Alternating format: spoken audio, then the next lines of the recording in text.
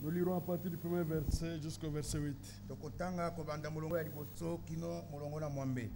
Écoutez-moi, vous qui poursuivez la justice, qui cherchez l'Éternel, portez les regards sur les rochers d'où vous avez été taillés, sur les creux de la fosse d'où vous avez été tirés.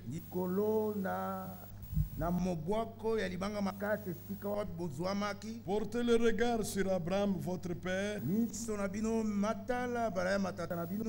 sur Sarah qui vous a enfanté. Car lui seul, je l'ai appelé, je l'ai béni et multiplié. Ainsi l'Éternel a pitié de Sion, il a pitié de tous ses ruines. Il rendra son désert semblable à un Éden, et sa terre aride à un jardin de l'Éternel. La joie et l'allégresse se trouveront au milieu d'elle.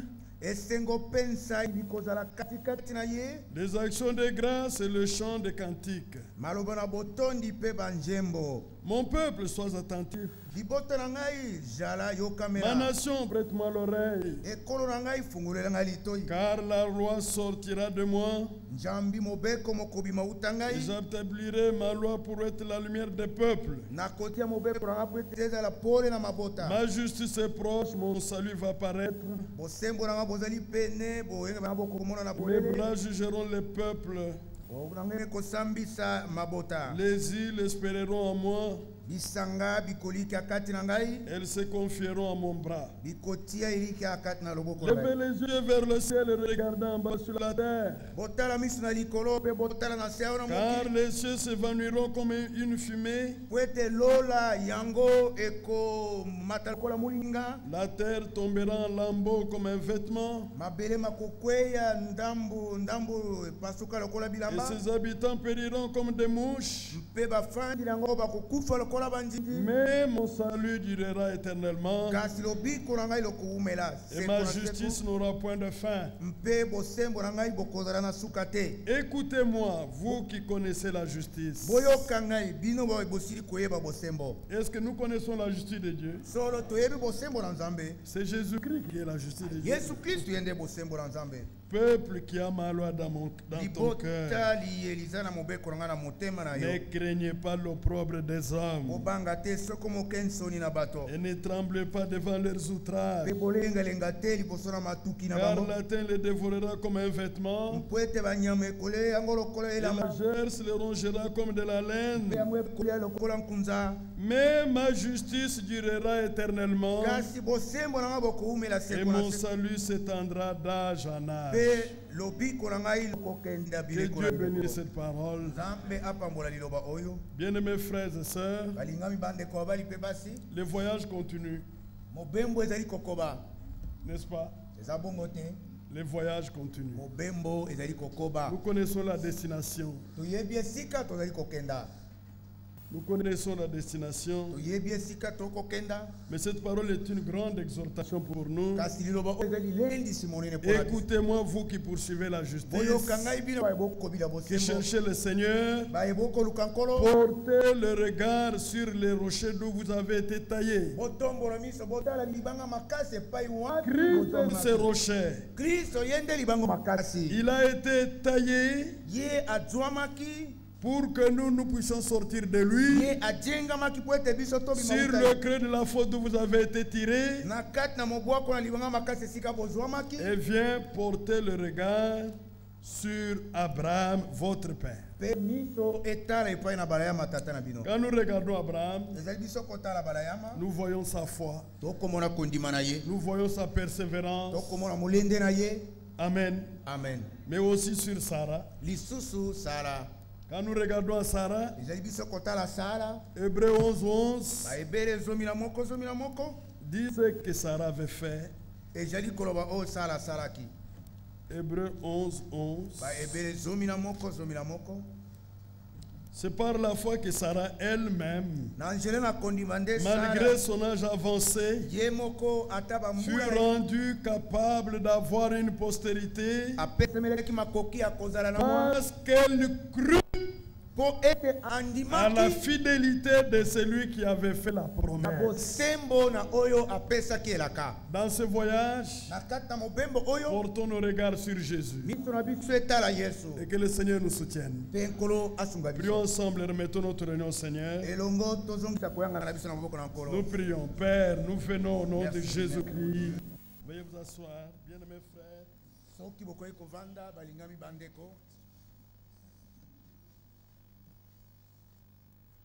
Nous avons ce matin la visite de notre frère Yves, serviteur de Dieu, celui le responsable de notre assemblée qui est à Bruxelles. Que Dieu bénisse notre frère Yves. Il passera ici pour apporter la parole de Dieu pendant un temps, et notre frère David viendra pour continuer le service. Que Dieu bénisse tous nos bien-aimés qui sont venus. Je suis heureux de voir Ben. Je le vois rarement. Dieu m'a fait du bien en ce jour, le 1er janvier, de le voir avec notre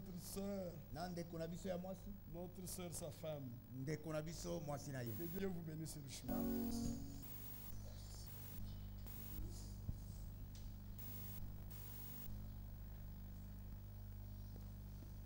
Je vous salue tous dans le nom du Seigneur Jésus-Christ. C'est encore une grâce que nous puissions nous retrouver ensemble pour pouvoir partager cette parole.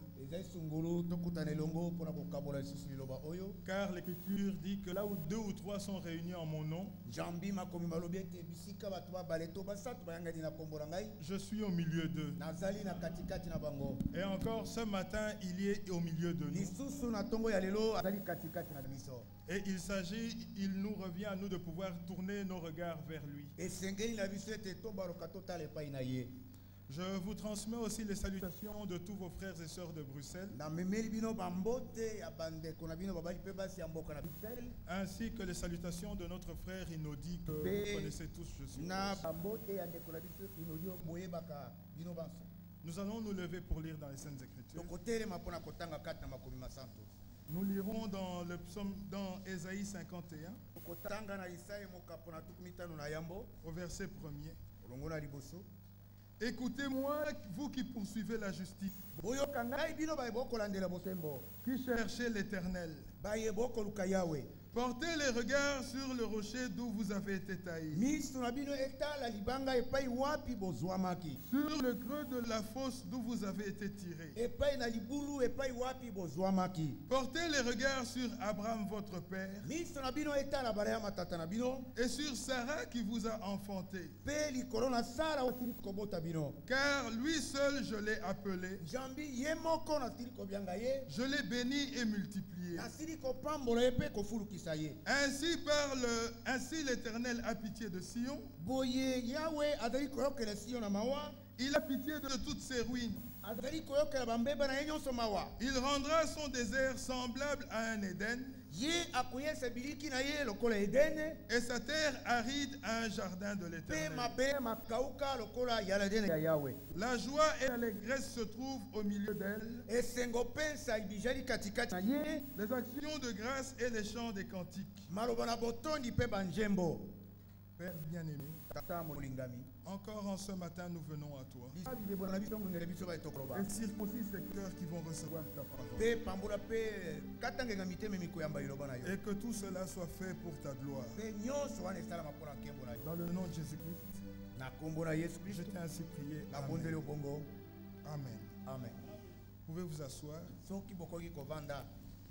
L'Écriture dit dans Ésaïe 51, verset 1er, écoutez-moi, vous qui poursuivez la justice,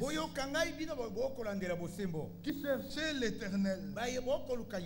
Portez les regards sur le rocher d'où vous avez été taillé. Sur le creux de la fosse d'où vous avez été tiré.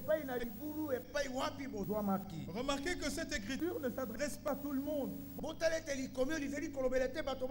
Elle s'adresse précisément à ceux qui poursuivent la justice, à ceux qui recherchent le Seigneur. Mais dans Ésaïe, il est aussi dit: recherchez le Seigneur pendant qu'il se trouve. Et aujourd'hui, c'est encore le jour de grâce. Aujourd'hui, c'est encore le jour de salut. Et aujourd'hui, nous pouvons encore le trouver. Le jour de grâce a eu un commencement et le jour de grâce aura sa fin. Et aujourd'hui, conformément à la parole prophétique et aux événements qui se passent dans le monde, nous savons que nous sommes à la fin du temps de la grâce. Et ainsi, cette parole que nous avons lue, elle s'adresse à nous avec beaucoup plus d'insistance en ce temps. Elle dit: écoutez-moi, vous qui poursuivez la justice. Le temps est arrivé de ne plus écouter un homme. Le temps est arrivé de ne plus écouter les déclarations d'une église quelconque. Mais le temps est arrivé de pouvoir écouter le Seigneur. Car cela est réservé à ceux qui le cherchent. Il dit: portez les regards sur le rocher d'où vous avez été taillés. Remarquez que ceux à qui la parole est adressée ne viennent pas de n'importe où. Ils ont été tirés du rocher d'âge. Déjà dans l'Ancien Testament, notre Dieu s'est présenté à Israël comme étant le rocher. Et Romains nous dit ceci, que Jésus-Christ est le rocher duquel coulait l'eau dans le désert. Et nous savons que Yahvé de l'Ancien Testament, c'est Jésus-Christ dans le Nouveau Testament. Il s'agit d'un seul rocher. Et de même que dans le jardin d'Éden, Adam fut endormi et que Ève a été tirée de sa côte. De même à Golgotha, Jésus a été endormi et l'épouse a été tirée de sa côte. Alors aujourd'hui, cette parole s'adresse à l'épouse et il lui est dit: portez les regards sur le rocher d'où vous avez été taillés, sur le creux de la fosse d'où vous avez été tirés. Il dit: portez les regards sur Abraham votre père et sur Sarah qui vous a enfanté, car lui seul je l'ai appelé, je l'ai béni et multiplié. Il dit: ainsi parle l'Éternel, et l'Éternel a pitié de Sion. Ainsi l'Éternel a pitié de Sion. Il a pitié de toutes ses ruines. Et il rendra son désert semblable à un Éden, et sa terre aride à un jardin de l'Éternel. Mais remarquez qu'ici il s'agit de la grâce. Car il ne s'agit pas de pouvoir faire une œuvre pour pouvoir mériter. Mais l'Écriture dit: ainsi parle l'Éternel. Ainsi l'Éternel a pitié de Sion. Il est une question de grâce. Et au verset 2, il dit: portez les regards sur Abraham. Abraham, votre père. Il dit, car lui seul je l'ai appelé, je l'ai béni et multiplié. Mais lorsque nous considérons Abraham, dans Genèse 12, nous lirons cela.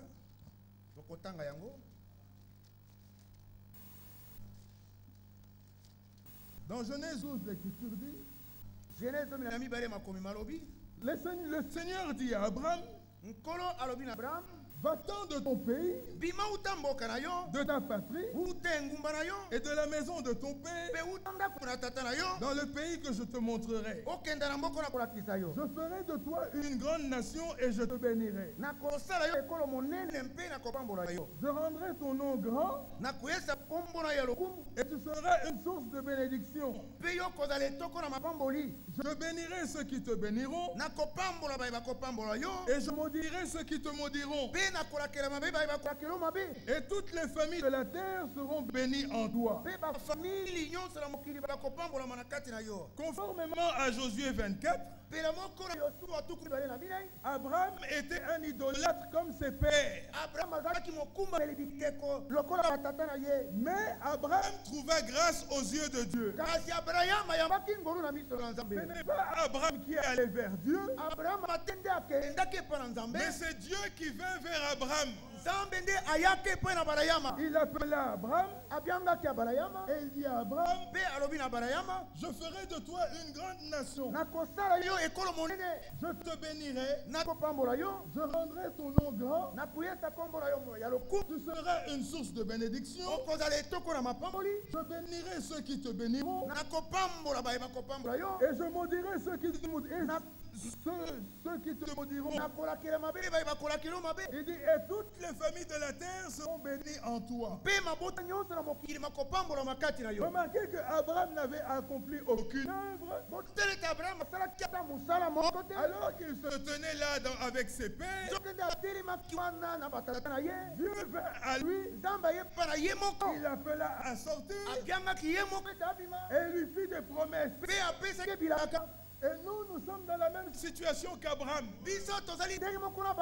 Abraham était sous la grâce. Abraham n'était pas du tout sous la loi. Il avait trouvé grâce aux yeux de Dieu. Et Dieu l'a appelé à sortir. Il lui a fait des promesses.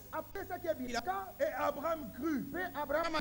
Lorsque Abraham crut, Dieu le déclara juste. C'est ce que nous voyons dans Romains. Dans Romains 4, nous lirons cela.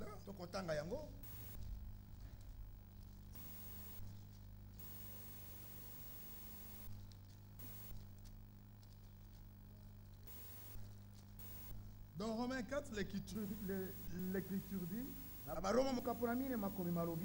que dirons-nous donc d'Abraham? Notre père, selon la chair, a obtenu. Si Abraham a été justifié par les œuvres, il a sujet de se glorifier, mais non devant Dieu. Car que dit l'Écriture? Abraham crut à Dieu et cela lui fut imputé à justice. Or, à celui qui fait une œuvre, le salaire est imputé comme une grâce. Non, le salaire est imputé non comme une grâce, mais comme une chose due. Et à celui qui ne fait point d'œuvre,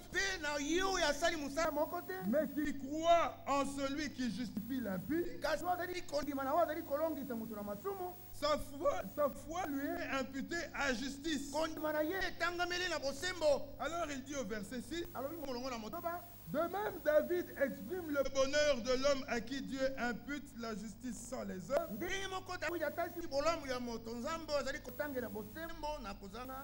Il dit, heureux ceux dont les iniquités sont pardonnées et dont les péchés sont couverts. Heureux l'homme à qui le Seigneur n'impute n'impute pas son péché. Remarquez que Abraham était sous la grâce. Et de même, l'Écriture dit de nous, dans Galates 3, nous lirons cela.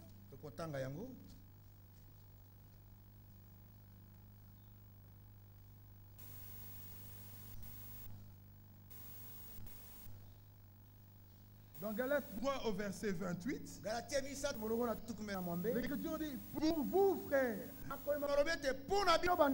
comme Isaac, vous êtes enfants de la promesse. Et de même qu'alors celui qui non, nous resterons là. Et pour vous frères, comme Isaac, vous êtes enfants de la promesse, mais ne peuvent être bénéficiaires de la promesse que ceux qui sont sous la grâce. C'est ainsi que l'Écriture nous dit toujours dans Romains 4, au verset 13, en effet, ce n'est pas par la loi que l'héritage du monde a été promis à Abraham ou à sa postérité. C'est par la justice de la foi. Car si les héritiers le sont par la loi, la foi est vaine et la promesse est annulée.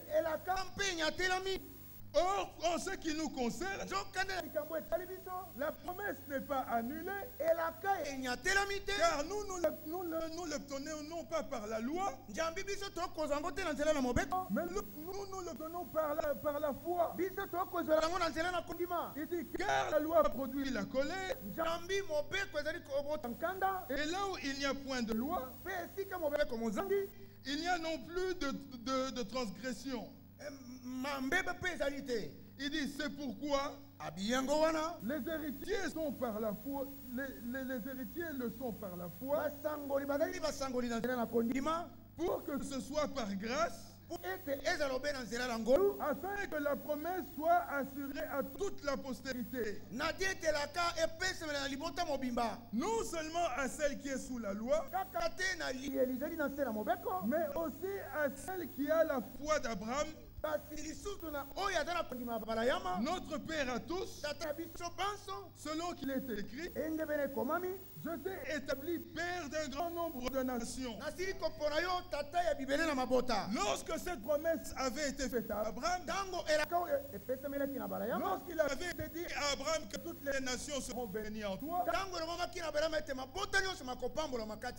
nous étions compris dans cette promesse. Déjà, Dieu nous voyait. Le plan a d'abord été conçu. Et lorsque Dieu avait conçu son plan, il nous voyait déjà. Et après, lorsque le temps vint, Dieu entra dans l'exécution de son plan. Et aujourd'hui, l'exécution de ce plan continue.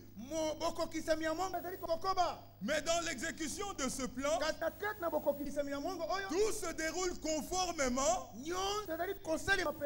à ce que Dieu avait préparé d'avance. C'est ainsi que lorsqu'il s'adresse à nous, il dit, pour vous frères, comme Isaac, vous êtes enfants de la promesse. Et la promesse, on ne peut entrer en possession de la promesse que lorsqu'on est sous la grâce. Car ceux qui veulent être sous la loi, ceux-là ne sont pas bénéficiaires des promesses. Car ceux qui sont sous la loi ne peuvent bénéficier après avoir accompli toute la loi. Or, nous savons que la justice qui a été promise ne peut être obtenue par le moyen de la loi, mais plutôt par le moyen de la foi en Jésus-Christ, qui est venu et qui a tout accompli pour nous.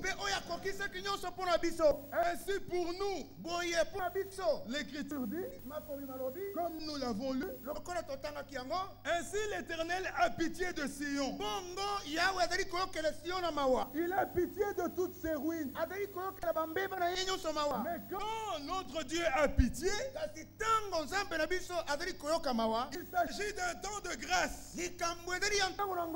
Car lorsque la loi est là, celui qui a fauté, son salaire c'est la mort. Mais lorsque Dieu vint vers cette personne et qu'il a pitié de cette personne, il s'agit d'une personne qui est perdue. Mais Dieu dans sa grâce et dans sa miséricorde, il vint vers cette personne afin que cette personne puisse obtenir le salut. Mais pour que cette personne puisse obtenir le salut, Dieu lui-même a accompli une œuvre qui a réparé la faute de l'homme. Et ce qu'il demande à l'homme aujourd'hui, c'est simplement de regarder à cette œuvre, de simplement croire à cette œuvre afin de pouvoir obtenir le salut. Alors que Israël était sous la loi, personne ne pouvait s'approcher de Dieu. Lorsqu'il est descendu sur le mont Sinaï, le peuple s'était sanctifié. Mais quand bien même le peuple s'était sanctifié, l'Écriture dit que celui qui allait toucher la montagne serait puni de mort. Ainsi l'Écriture dit dans Hébreu, en ce qui nous concerne, dans Hébreu 12, au verset 22, il dit, mais vous vous êtes approchés de la montagne de Sion. Nous ne nous sommes pas approchés du mont Sinaï, mais nous nous sommes approchés de la montagne de Sion. La montagne de Sion où Dieu fait miséricorde. Il dit de la cité du Dieu vivant, de la Jérusalem céleste, des myriades qui forment le cœur des anges, de l'assemblée des premiers-nés, inscrits dans les dieux, dans les cieux, du juge qui est le Dieu de tous, des esprits des justes parvenus à la perfection, de Jésus qui est le médiateur de la nouvelle alliance, et du sang de l'aspersion qui parle mieux que celui d'Abel. Aujourd'hui encore, la grâce est proclamée. Aujourd'hui est encore le jour de grâce. Aujourd'hui encore, Dieu fait miséricorde.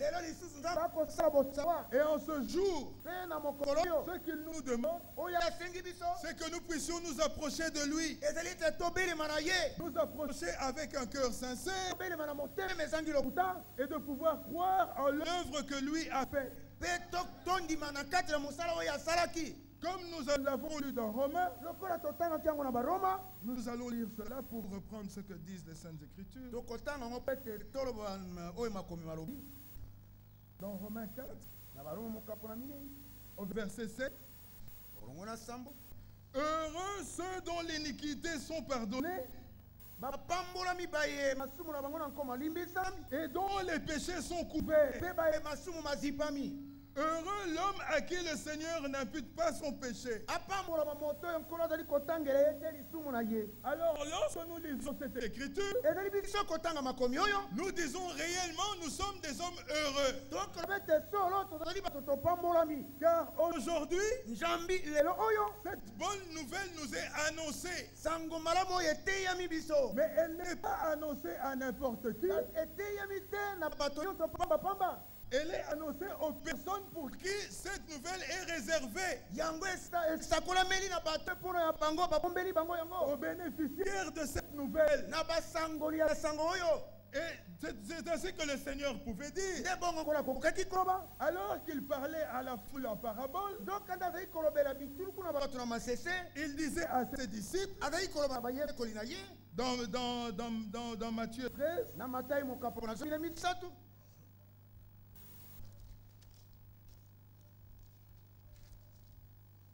dans Matthieu 13, au verset 16, il dit, mais heureux sont vos yeux, parce qu'ils voient, et vos oreilles, parce qu'elles entendent. Je vous le dis en vérité, beaucoup de prophètes et de justes ont désiré voir ce que vous voyez, et ne l'ont pas vu. Entendre ce que vous entendez, et ne l'ont pas entendu. Et au verset 11, il leur dit, parce qu'il vous a été donné de connaître les mystères du royaume de cieux, et que cela ne leur a pas été donné. Remarquez que ceux qui entendent, ce sont des hommes heureux. Ils entendent ces choses qui leur sont réservées, ces choses qui leur sont données. Car la grâce est un don. Et lorsqu'on vous donne, recevez. Il ne s'agit pas de pouvoir travailler, de pouvoir accomplir une œuvre quelconque, car comme nous l'avons lu dans Romains, celui qui a accompli une œuvre, cela lui est donné comme un salaire. Alors comme c'est un salaire, il s'agit d'une chose due. Une chose pour laquelle il a dû travailler. Mais lorsque c'est un don, il s'agit d'une chose pour laquelle vous n'avez pas travaillé. Mais alors que vous étiez là, on vous interpelle, vous venez et on vous donne. Alors si on vous donne, recevez. Mais ceux à qui cela est donné, ce sont des personnes qui ont été connues d'avance. Amen. C'est ainsi que l'Écriture nous dit ceci. Dans Éphésiens,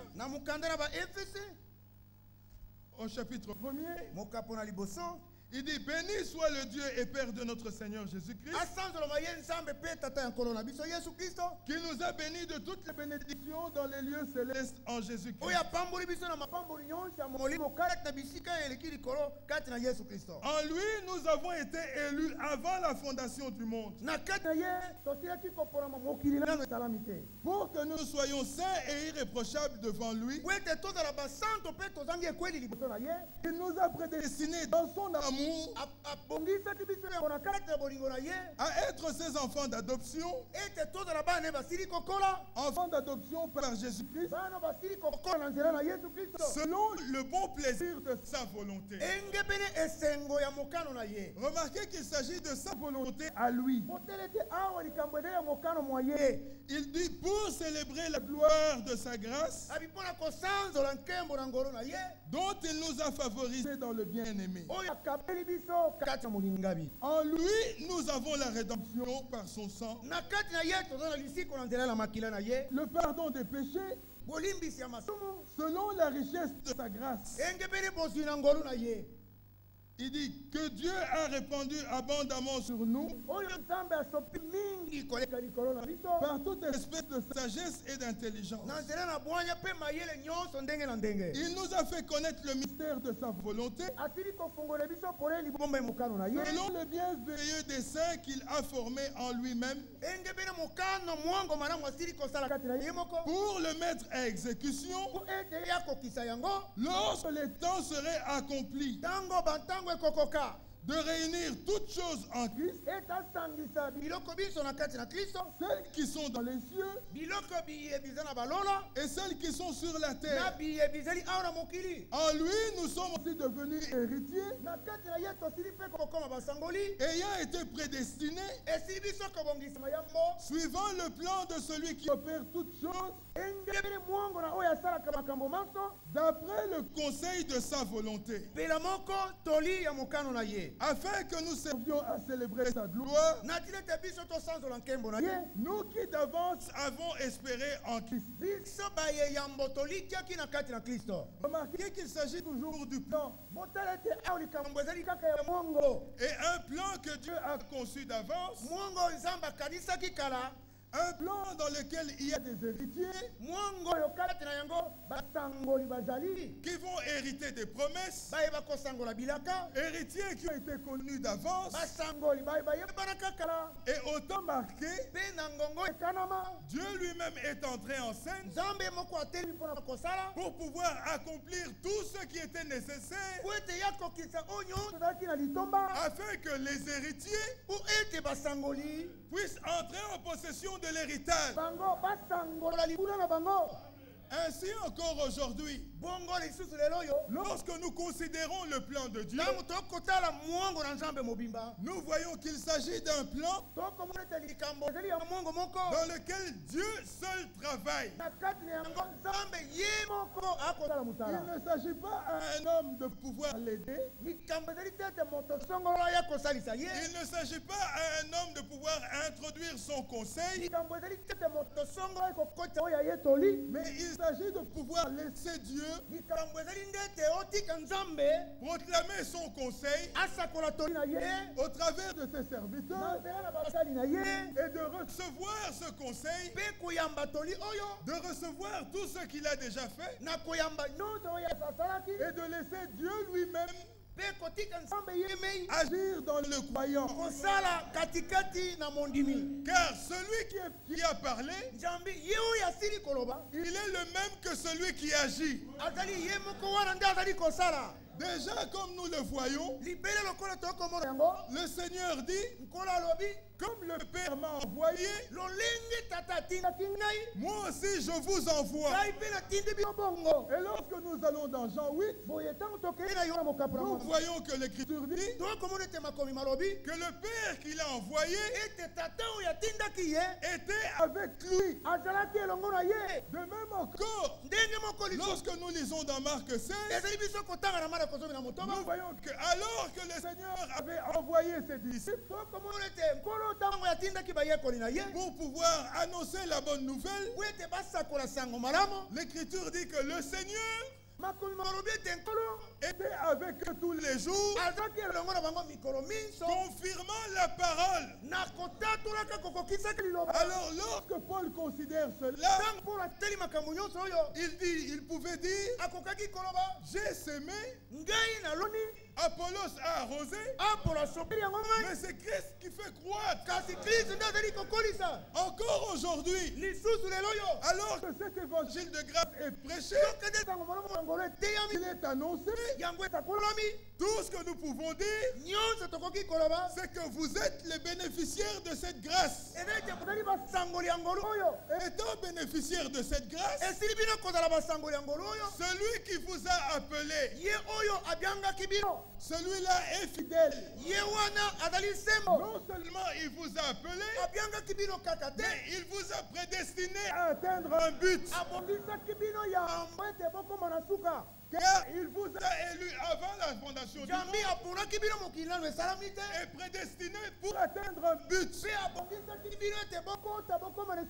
Mais le Seigneur dit ceci, sans moi, vous ne pouvez rien. Alors lui-même nous a appelés. Lui-même nous a purifiés par sa parole. Lui-même nous sanctifie. Lui-même nous baptise du Saint-Esprit. Et tout cela, il le fait par le moyen de sa parole.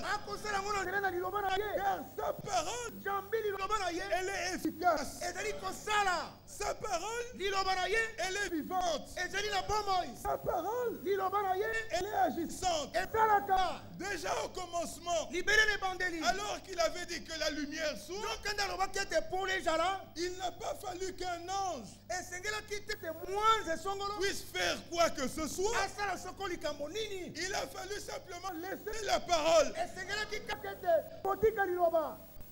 La parole se manifester, car lui, il veille sur sa parole pour que sa parole puisse s'exécuter conformément à ce que lui a proclamé. Et chaque parole qui proclame est une parole éprouvée. Et cette parole ne peut qu'atteindre son but.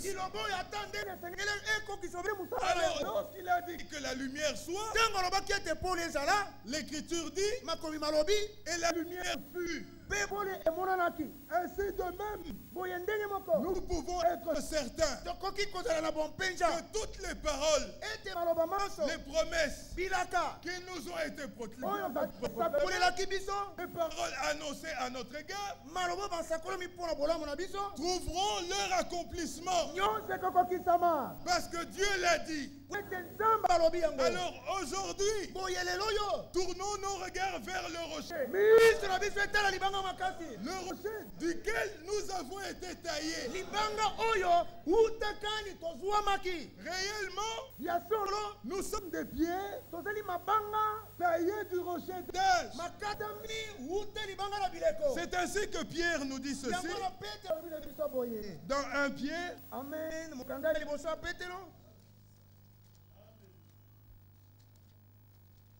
Dans 1 Pierre au chapitre 2, remarquez qu'ici, Pierre ne s'adresse pas à des païens. Il s'adresse à des croyants. Je ne dirais pas à des non-croyants, mais il s'adresse à des croyants. Il dit, rejetant donc toute méchanceté et toute ruse, la dissimulation, l'envie et toute médisance, désirés comme des enfants nouveau-nés. Il s'agissait d'enfants, mais des enfants nouveau-nés, nés par le moyen de la proclamation de la parole. Il dit désirés comme des enfants nouveau-nés, le lait spirituel est pur, afin que par lui, vous croissiez pour le salut. Il dit, si vous avez goûté que le Seigneur est bon, il dit, approchez-vous de lui. Mais vous qui, pierre vivante,